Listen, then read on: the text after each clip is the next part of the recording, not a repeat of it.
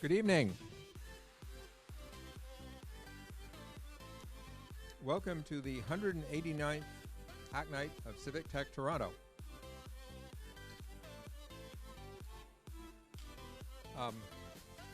Everybody is welcome to grab a seat. If you haven't got something to eat yet, just flip over to the tables on that side and grab something, and join the Slack. For anyone who doesn't know, the bathrooms are down that hall, so you just go out the door there, down the hall, and pick the appropriate room to go into. Okay.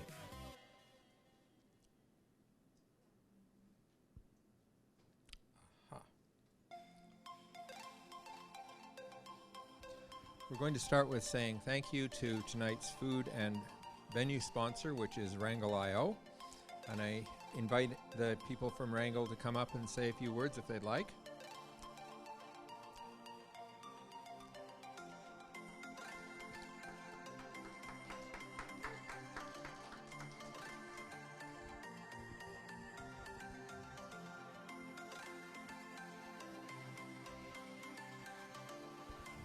Hi everyone, thank you so much for coming. We're so happy to have you here again for the last one of April. Wrangle is a digital transformation consultancy, so we build web apps for companies like Aldo and JetBlue, and basically we go all the way from strategy right through to implementation of digital experiences. So we're so happy to have you here, and thank you for coming. Thank you. Let's have a hand for Wrangle. They have been a truly generous sponsor, and I, for one, will be a little bit sorry to move on. On the subject of the place we are gathered today on territory which is subject to the Dish with One Spoon Treaty between the Haudenosaunee and Anishinaabe nations, and the Toronto Treaty between the Crown and the Anishinaabe, specifically the Mississaugas of the New Credit. Both these treaties are agreements to live together in a spirit of peace, respect, and sharing. And we hope that Civic Tech is, among other things, an attempt to live into these values. Aside from that, what is Civic Tech? Essentially, Civic Tech, the concept behind Civic Tech is that people who are interested in helping our community out in various ways, making and being the change that we want to see in the world and specifically in our local community, and working together with others in a collaborative, open, and sharing way, get together and create technology that intersects public life. Okay. When you say don't worry, I get very nervous indeed.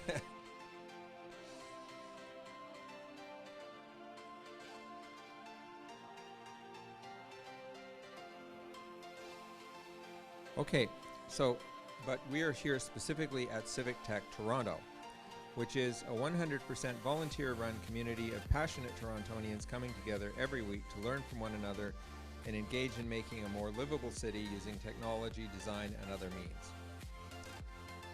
Okay, and we bring together people with backgrounds in design, technology, implementations of various kinds, policy. We bring together people with political backgrounds, civil service backgrounds, technological backgrounds in all sectors. So whoever you are, whatever your background, you are welcome here, and you are encouraged to contribute. And you're also encouraged to stretch yourself and learn new things. Because there are so many of us from such a varied background, we do have a code of conduct, and I will read it word for word because it's important. Civic Tech Toronto is dedicated to providing a harassment-free environment for everyone, regardless of gender, gender identity and expression, sexual orientation, disability, physical appearance, body size, race, age, or religion, economic standing, or technical skill level. We do not tolerate harassment of participants in any form. If you are concerned at any time that this policy is not being lived up to in its fullest, You can talk to any of the organizers, and I'll ask the organizers to put up our hands so that you'll know who we are. Thank you. And now we come to the introductions. Basically, I'm going to pass around a microphone.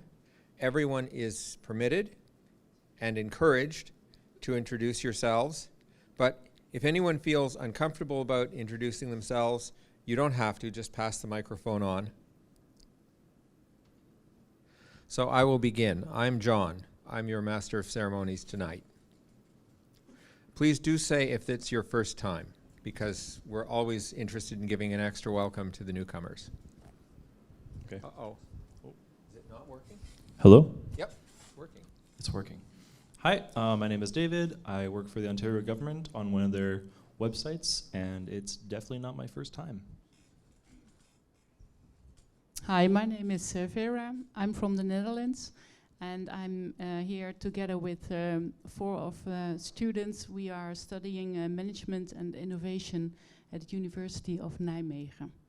And this is our first time here. Welcome to all of you. Hi, my name is Lena. It's not my first time, and I'm happy to have some new people. Hi everyone, I'm Sanchita and I'm here to work today with Go Open Data Hackathon team. Please do come this Saturday. And yes, it's not my first time. Hi, my name is Pranav, not my first time. Hi, I'm Jason. I work with a program called Civic Toronto to bring civic tech and local government together. It's not my first Hacknight, but my first one in a very long time. I'm Emily. I have ableism on my mind tonight, so feel free to chat. Hi, I'm Joy. It's my first time. I'm just, I work for a digital agency, but I'm interested in big data and data visualization and open government. Hi, I'm Charlie. It's not my first time. I'm a UX engineer, and I like learning about civic tech. Hi, I'm Jocelyn. I'm going to be speaking to you soon, and this is my first time, so I'm happy to be here. Welcome. Hi, I'm Dana. This is my first time. I was recruited by Charlie, who it's his second time. I work at Highline Beta, and I'm actually doing some discovery on mobility from the point of technology challenges and solutions. So if anybody is interested in mobility, anything from new technologies in paving, curbs, to navigation, please come and chat. Hello everyone, good evening. My name is Gino. I'm a fledgling UX designer and I'm excited to learn from you all. Hello, my name is Evelyn. I'm working on a program with the Toronto Zoo to help local school students conserve water in their school. So I have a prototype. If you guys would like to try it out tonight, come find me. It's not my first time here. Hi, I'm Peter. I'm from York Region, a benefits consultant, and it's not my first time. Hi, I'm Rose. I'm a developer and I'm here to support Bridge because I was a student and a TA. And it's not my first time. I went to Civic Tech last year for Women in Color. Hi, my name is Sebastian, for the Dutch folks, goeiedag. My name is Sebastian, it's not my first time here. My name is Charles. It is my first time. I'm from Cybersecure Catalyst at Ryerson University, a new center for cybersecurity that the university is setting up. Happy to be here. Welcome. Hi, my name is Janelle. I'm a product designer, and it's my first time. Welcome. My name is Laura, and it's not my first time. Hi, my name is Matt. I'm a software developer. I'm working on a project to get students more engaged with voting, and this is my second time, so almost my first time. Hi, my name is Frank. This is not my first time, and I'm a medical researcher over at Sick Kids. Hi, my name is Shilly. I'm a lawyer. I work with the Law and Design Collab. Hi, I'm Brandon. I work for North York Harvest Food Bank, and this is not my first time. Hey, my name's Emad. It's not my first time, and I'm a software developer.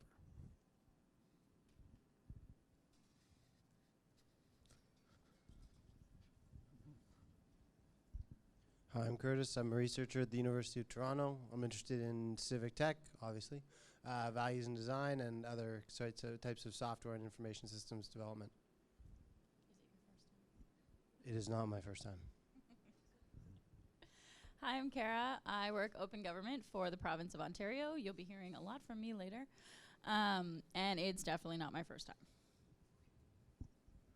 Hello, people. My name is Rahul. I'm working on a startup. It's not my first time. Hi, my name is Matt. I'm just a common dev from Ampost Lab. Hi, my name is Anita. I work in management consulting, and this is not my first time. Okay, is there anybody who has not introduced themselves and would like to? Okay, let's all give ourselves a round of applause. This is great.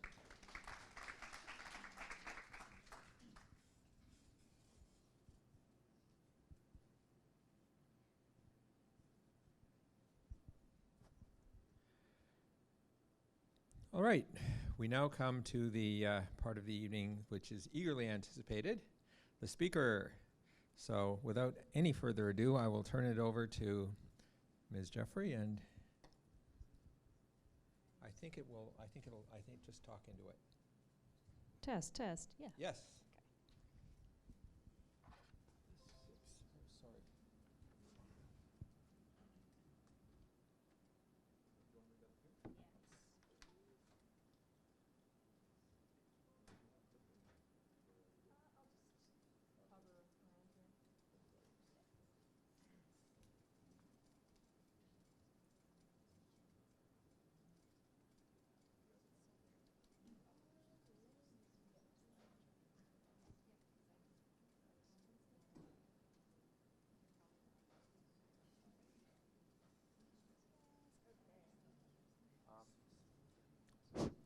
Everybody, there's one thing I forgot.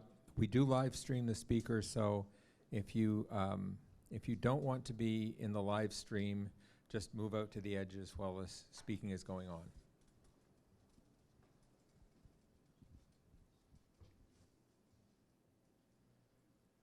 All right, hello, everyone. If you want to move out to the edges now, it will make the live stream look like I'm talking to an empty room. So please feel free. It's just me presenting up here. I'm here to talk to you about my experience working with and growing through Bridge. And I'll talk a little bit about what Bridge is throughout the presentation if you're not familiar with it. You will also notice in my presentation a lot of pop culture references. I didn't mean to when I started putting it together, but by the time I finished, there's quite a collection, so get ready for that as well. So, a little bit to start. My name is Jocelyn. I'm a web developer here at Wrangle. I've worked at Wrangle for a year and a half now. I've been a developer for 4 years, and I came to development through a pretty traditional path. I got a master's degree in English. Pause for laughter.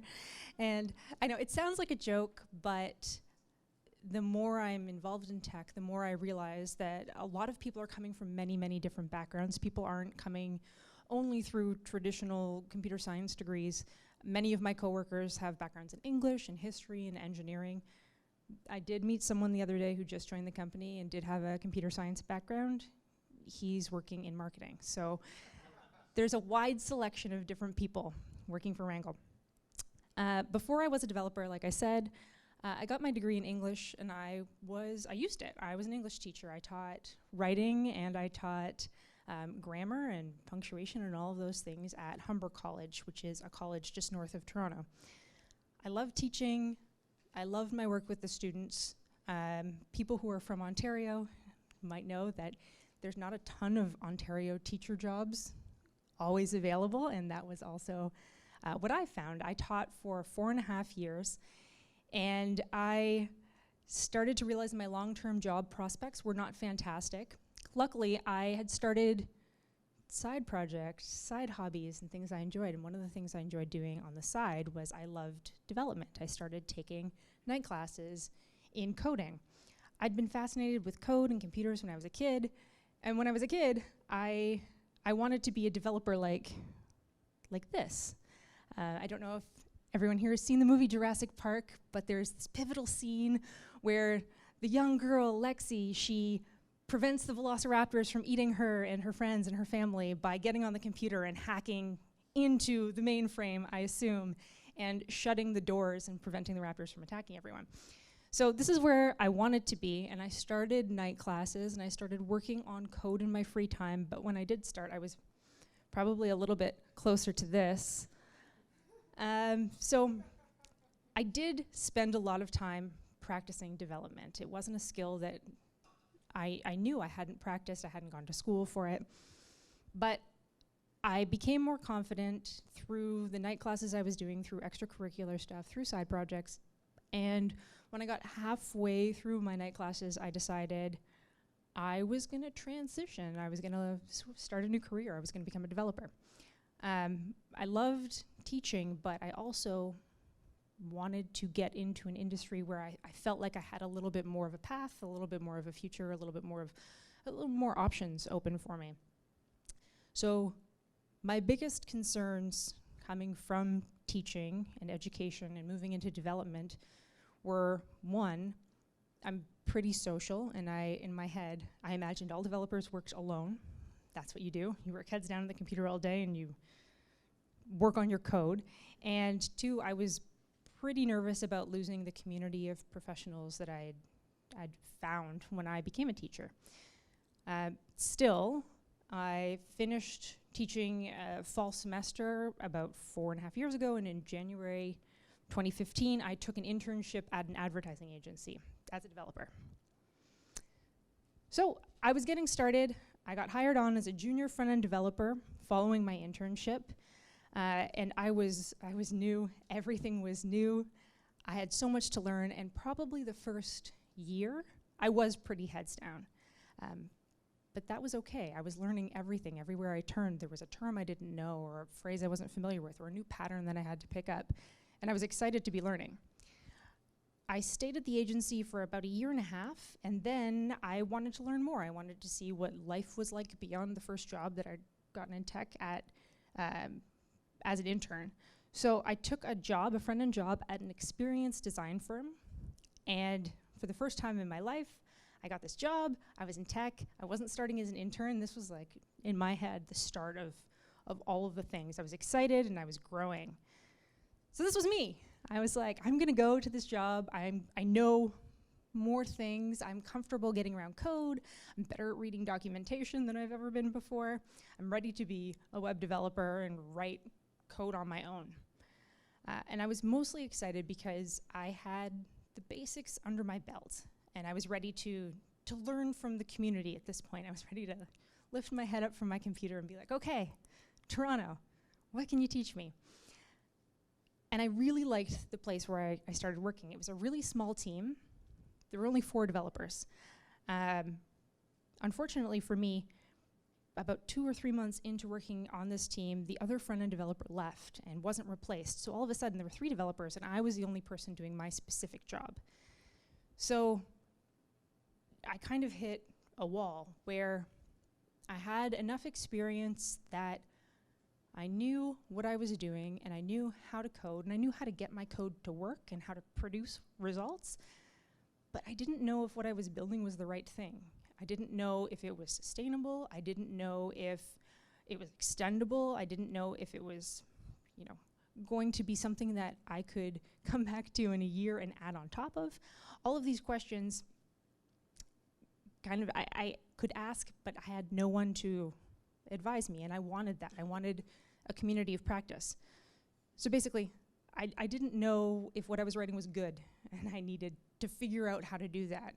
And I spent a lot of time on the internet and a lot of time reading tutorials. And I don't know if any of you have ever had this experience on the internet, but sometimes the internet tells you conflicting things. So I would go online and I would read and I would see, okay, yes, this pattern makes sense and this is accepted and this is best practice. And then I would read another blog post and somebody would say, that pattern is garbage and anyone who uses that doesn't know what they're talking about, and don't listen to that person, listen to me. And it was all very overwhelming. So I talked to several friends about this. I probably was a bit of a broken record during this time. And luckily, one of my friends, probably in an effort to be like, okay, Jocelyn, there's places you can go, mentioned a program I could apply for. Bridge. So this is the part where I give you the Bridge spiel. Bridge was pitched to me as an 11-week program taught by instructors who were in the industry, who were teaching anyone who identified as a woman best practices. So there's a blurb, and I took it right from the Bridge website. I really liked this because it really connected with exactly where I was finding myself. It said, Bridge students come from all sorts of backgrounds. You might be working as a junior developer doing development on the side, or doing a job in tech that doesn't quite match up with what you want to be doing. You might be getting back into the world of programming and wanting to learn modern best practices. You might be a boot camp grad that's looking to go from their first job in tech to a great job in tech. If this sounds like you, Bridge might be a good fit. And I was like, that does sound like me. I do want to do those things. So my first question was, how much does it cost? And amazingly, Bridge doesn't cost anything. It costs the effort of applying for Bridge. So my next question was, how much time will this take? And how much effort do I need to put in? Obviously, I was willing to put in the time and put in the effort, but you want to measure your life. So it was 11 weeks. It was twice a week, 3 hours a night. So it was a pretty extensive course, 6 hours in class a week. And then on top of that, about an additional 10 hours of homework. So it was like an additional half job on top of the job that I was doing. But it was offering me all of the things that I wanted to learn and a place to ask my questions, which was my biggest concern. So I applied to Bridge. I got into cohort 2. The experience was amazing. It was exhausting. My cohort ran from beginning of June through end of August. And I told this story when I recently taught Bridge. To this day, I can't tell you what the weather was like that entire summer. I felt like I wasn't very busy, but in the fall, someone said to me like, oh, wasn't it a terrible summer? And I was like, I don't know. I can't tell you.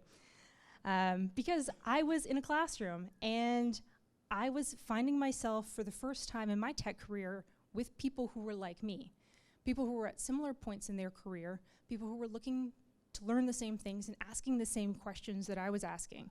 I've built this, it works. Is this the right way? Is this a good way? Is this a sustainable way? What considerations do I not know about? And another big thing for me was, though I'd been in the industry for just over 2 years, I'd never been on a team with another woman or anyone who identified as a woman. So finding myself in a room with 12 other people who identified as women was a huge deal. The amazing thing about being in an atmosphere where you're encouraged to ask questions and no stupid questions, all of those kinds of mantras are said, is you do ask and you learn. And if you don't ask, your classmates ask and you piggyback off of their learning. So everyone still gets to grow and learn really quickly. So at the end, I finished the program. It was 11 weeks. And in the 11 weeks I was in the program, I probably learned more than I had the past 11 months trying to learn on my own. When I applied, I had no intention of leaving my job.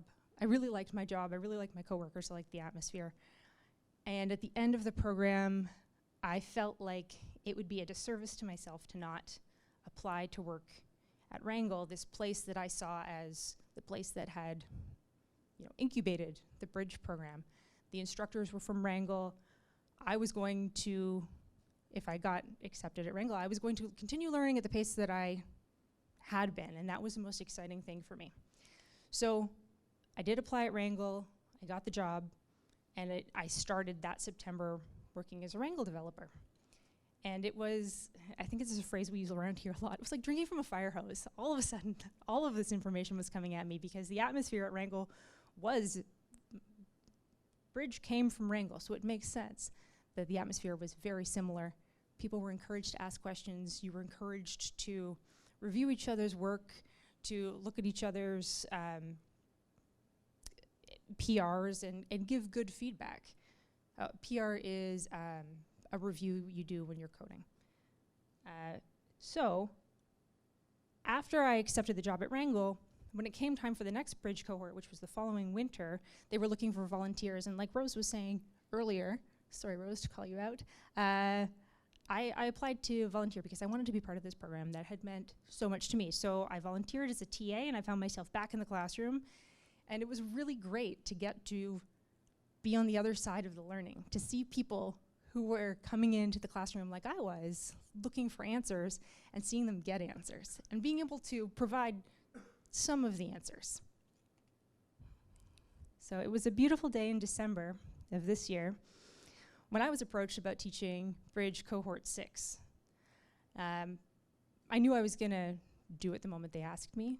I knew it was going to be a lot of work. I remember how much work my cohort was, and I knew that teaching it would probably be slightly more, because now instead of asking the questions, you have to also find the answers to the questions.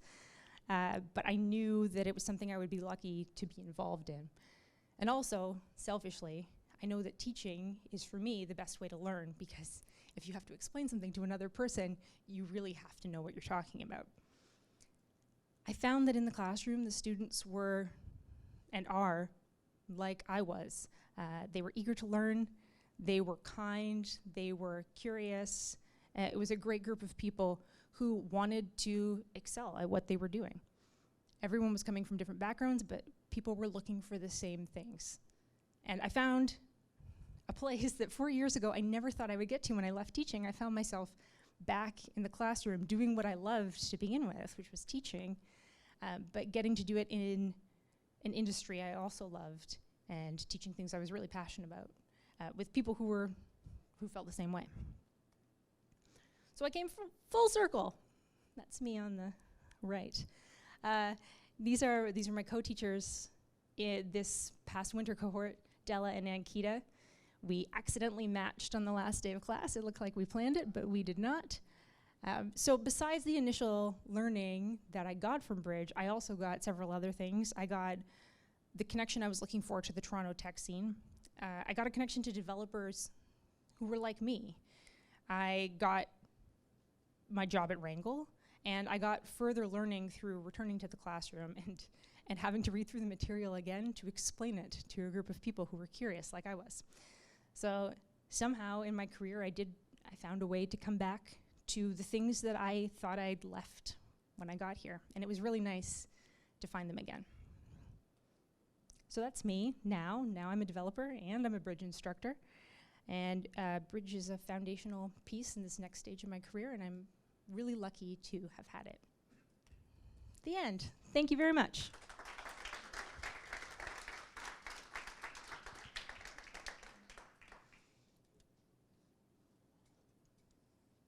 Okay.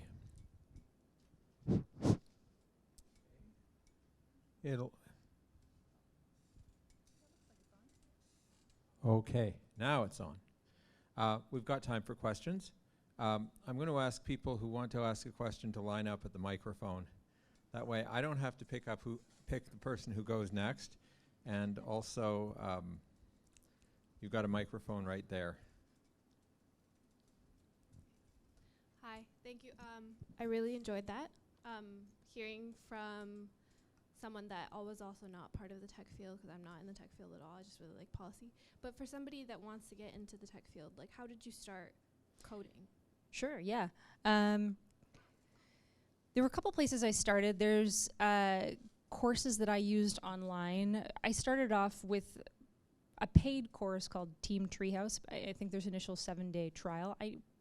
I wanted to practice before I committed, so I wanted to try free things I could find online to see if I actually enjoyed the process of coding. And what I learned kind of quickly is that coding is just problem solving.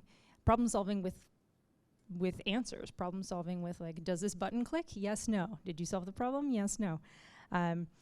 So online resources were a big one for me. Finding other people who were looking to do the same thing was something that really propelled me. So I would say the first year to 2 years of my career, I felt like it was a bit more independent.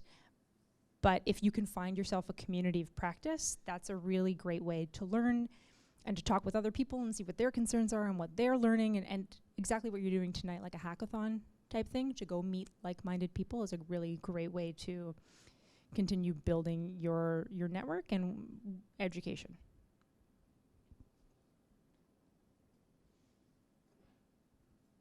So I wanted to know what helped you get from 101 to system design or architecture design, or Sure. like, so this is where I'm at now, where I'm looking to build something and I'm going, okay, so I know I know how to do a script file, but how do I productize it? How do I get it together to behave like it's an app?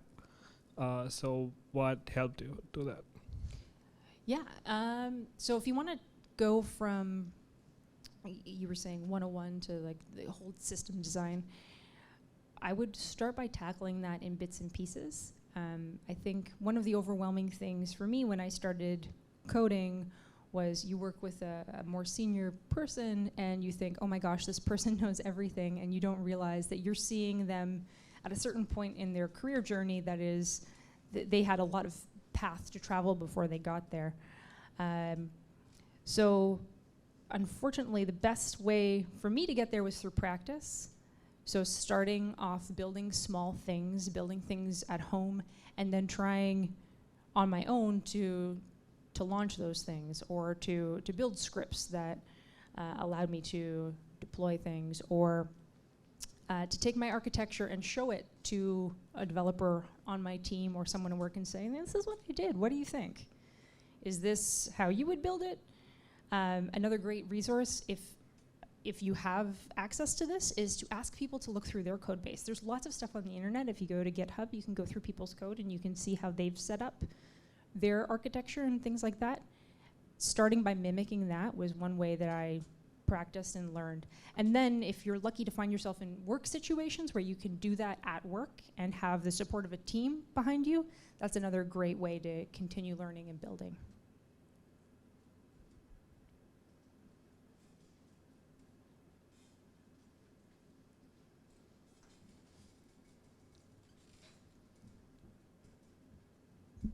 Hello.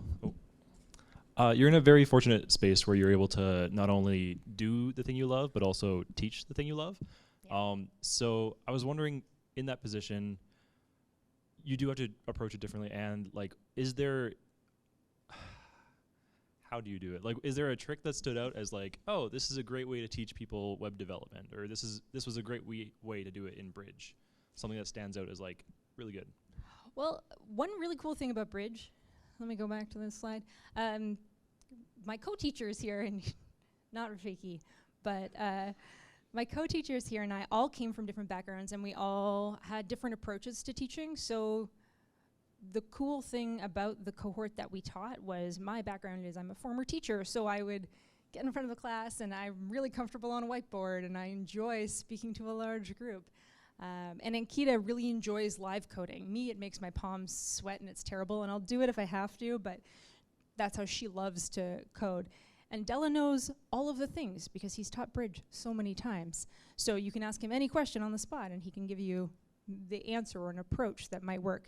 So if you can, this is kind of a cheat answer, if you can surround yourself by people who can fill in the spaces that you feel that you're not strong in, and you can step in and help them out with the pieces that they want to work on, you can teach a group of people really well that way.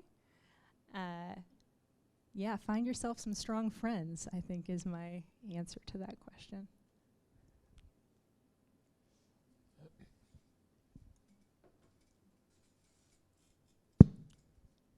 Sorry about that. Hi, just very curious about how you balance your work and teaching, because I know Rango is a service agency and then you guys have clients and you have to teach Bridge and you have to mentor Bridge. It's just a lot of things going on. Like, how do you make that happen? Also make sure like you take care of yourself. Yeah, that's a fantastic question, because Bridge is almost a full-time thing. It's certainly a full-time thing in my mind while I'm doing it. for me, when I'm taking on extracurricular projects at work, like Bridge, I make sure that they have a time span that has an end date, and I make sure I don't take on anything else during that time, because I do know that I'm going to be working more hours than I typically would a week, and I don't want to spend too long doing that. But if I have, say, 11 weeks in a Bridge program, and I know the amount of time and the amount of effort it takes, I'm willing to dedicate myself to that for the 11 weeks. And at the end of Bridge, I took vacation. So I slept for 7 days, and then I came back after that. And I'm not currently teaching. The cohort ended, so now I'm back to my normal, just regular work schedule. Follow-up question. Yeah. So for someone who also works at a service agency and is interested in at least like mentor Bridge for a cohort, do you think that's feasible, like based on the general service agency work-life schedule and the class schedule? Yeah, for sure. So Bridge, the way the cohort was set up last that I taught, and I think this is the way that they're practicing going forward, mentors are one-to-one with the students, which is amazing. So we had 12 students and we had 12 mentors. So you're dedicated to one person, and you set up kind of a cadence with that person that you're working with. So you have times when you're free to answer questions. Everything goes through Slack, if people are familiar with it. It's a messaging service platform. And the the Bridge students also have support through other channels. So they've got Slack channels where other people who aren't free to give time to volunteer as a mentor can still answer questions. So the workload is balanced across multiple people. Even teaching when I taught at Humber, I did all of the course prep, all of the teaching, all of the grading, and all of like the one-on-one student conversations. At Bridge, that's all been parceled out, so different people help with different things. It's manageable. Thank you. Yeah, no problem. Hi, I don't have a tech background, but just curious, what is Bridge exactly looking for in their applications for, the developer and the design, both those? Sure. cohorts? I can speak a little bit better towards the development side of it. The design, I can provide links that we can post maybe after this, if it's possible. But for development, Bridge is looking for people who are into their development career. So if you have, I know we had a few boot camp grads, they've already gone through boot camps. If you're a junior developer looking to get to the next level, or if you're someone who's coming back to tech after some time away. So there is a level of education that they're looking for when you start, but the great thing is you can apply, and people have applied multiple times, and you can apply and you can get the questions that they send out, because there is a question section to the application, and you can see exactly kind of the technical skills that they're looking for, and you can learn those things and you can apply again with those skills. Also, people who work in Bridge, the volunteers, are really happy to answer questions pre and post application. I know that there was a person who worked with us who didn't get into Bridge, and one volunteer met with that person and spent a week helping them look at their code and what they were working on to get them ready to apply for next time. So it's definitely something to check out. The design, I will have to get you a link for that because I can't speak to that as much. Thank you. No problem.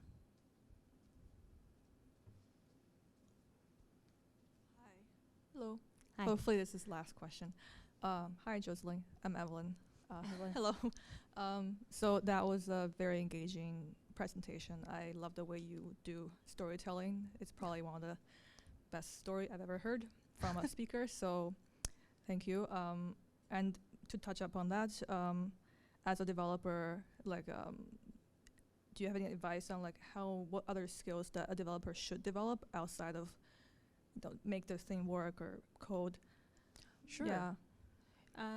I can tell you about my day-to-day at Wrangle and the kind of things that I use here, and maybe that can answer some of your question. So the way I work here is we work on a team of developers. So we our team isn't just developers. Our team includes a business quality analyst and a product manager. And we take whatever we're trying to build and we divide up the work amongst us.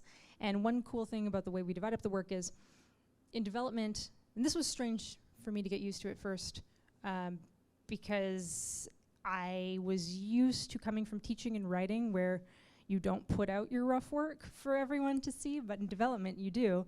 You say, hey, my work is done. I think my code works. I'm going to post it, and everyone should look at it and give me feedback about how it looks. So a skill that I found I was using when I was a developer that I didn't expect to use was writing an empathetic code review. So looking at the code and figuring out not only is it working, but what was this person trying to do? And if I have questions, how can I phrase them in a way that aren't like, why did you do this? This is broken. This looks bad. That kind of thing. Communication is a big skill because you need to figure out how to get these disparate pieces together into a working product. So you want to make sure you're always talking with your teammates and you're connecting with each other. And the last thing you want is to find out the thing that you've been building for a day, this person has also been building for a day, and now your work can't go anywhere because it's already been done. So staying in touch with people. And probably humor is probably a big skill to have, because often you'll finish some work and then you'll realize it doesn't work and you need to start fresh or look at something with fresh eyes. So it's good to be able to look at everything you've built and be like, huh, that's not what I expected that to do. And curiosity. Always be curious about what I built and can this be done in a different way? Someone's given me feedback and they've said, this is okay, but did you think about this other thing? And instead of being like, no, of course I didn't, that was on a timeline, you should hopefully be curious to be like, oh, that is an approach I didn't think of. Yeah, I should look into that. Wow. Okay. Thank you. That was very enlightening. No problem. Yeah. Okay. Let us have a terrific hand for our speaker who's done magnificently.